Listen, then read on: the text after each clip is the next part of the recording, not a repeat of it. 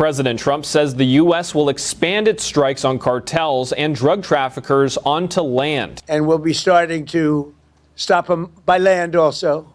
The land is easier. It's the next step in a campaign to shut down drug trafficking tied to the Maduro regime in Venezuela. For months, U.S. forces have been targeting what officials describe as maritime smuggling routes in the Caribbean. And Trump says most of that activity has now been cut off. We've almost stopped. It's about 85% stopped by sea. You probably noticed that. Venezuelan leader Nicolas Maduro is responding, saying that Venezuela is prepared to fight against what he calls a foreign threat. The U.S. considers Maduro's government to be illegitimate. And this all comes as the U.S. has built up one of the largest military postures in the Caribbean in decades. Just this week, 6 Marine Corps jets landed at former Roosevelt Roads Naval Base in Puerto Rico. It's part of an effort to move aircraft, drones, and naval assets closer to Venezuelan waters. You've also had Chairman of the Joint Chiefs of Staff Dan Kane touring Southern Command and visiting troops in Puerto Rico and Trinidad.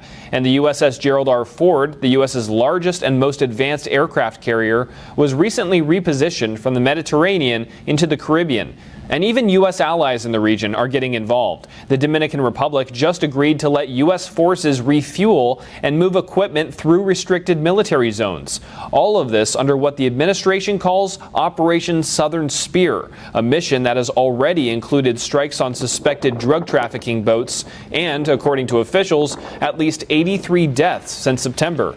The White House isn't publicly confirming any imminent land operations as of yet, and analysts say that they will likely be covert. When people hear a land operation, they think of massive troops on land, moving forward to the capital of Venezuela, Caracas, and going after the Maduro regime. I think it's going to be a little more covert than that. A lot of the targets on land are fixed targets. So you're talking about compounds, you're talking about facilities. Meanwhile, Trump is endorsing a presidential candidate in Honduras to counter the Maduro regime, saying on social media on Friday, quote, "Will Maduro and his narco-terrorists take over another country like they have taken over Cuba, Nicaragua, and Venezuela? The man who is standing up for democracy and fighting against Maduro is Tito Asfira, the presidential candidate for the National Party.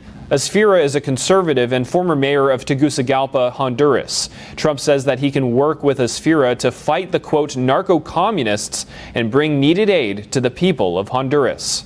Reporting by Jack Bradley, NTD News.